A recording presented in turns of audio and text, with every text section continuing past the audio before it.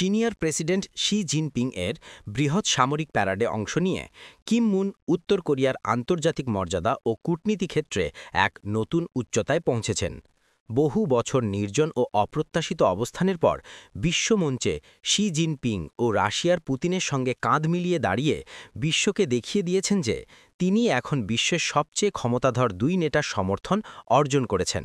তারা একটি বিকল্প বিশ্ব ব্যবস্থা গড়ে তুলছেন।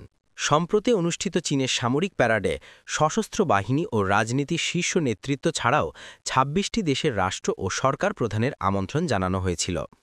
এর মধ্যে সবচেয়ে বড় কূটনৈতিক সাফল্য অর্জন করলেন উত্তর কোরিয়ান যুবনেতা কিম জাম। তিনি প্রেসিডেন্ট পুতিনের সঙ্গে দৃঢ় সম্পর্ক করেছেন, যিনি রাশিয়ার পক্ষে ইউক্রেন যুদ্ধের সময় উত্তর কোরিয়ার সৈন্যদের ত্যাগ কখনো ভুলবেন না বলে প্রতিশ্রুতি দিয়েছেন। এছাড়া ৬ বছর পর শি জিনপিংয়ের সঙ্গে শীর্ষ সম্মেলনে অংশগ্রহণ করে দুই দেশের পুরনো সম্পর্ক পুনর্নির্মাণের সূচনা করলেন।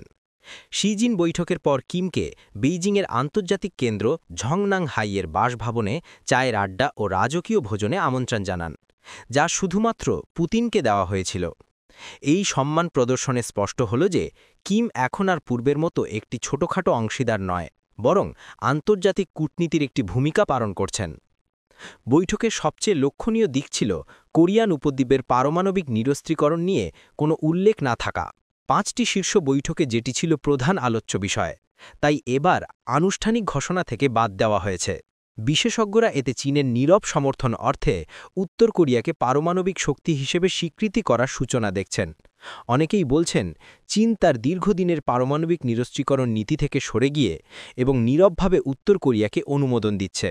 পরবর্তী দিন কিম উত্তর কোরিয়ার নতুন উচ্চ ক্ষমতার রকেট ইঞ্জিন পরীক্ষায় অংশ নেন, যা তাদের ইন্টারকন্টিনেন্টাল ব্যালিস্টিক মিসাইলের জন্য ব্যবহৃত হবে, যা এই পরিষ্কার করে দিয়ে উত্তর কোরিয়া এখন অনির্দিষ্টকালের জন্য পারমাণবিক শক্তিকে ধরে রাখার পথ বেছে নিয়েছে।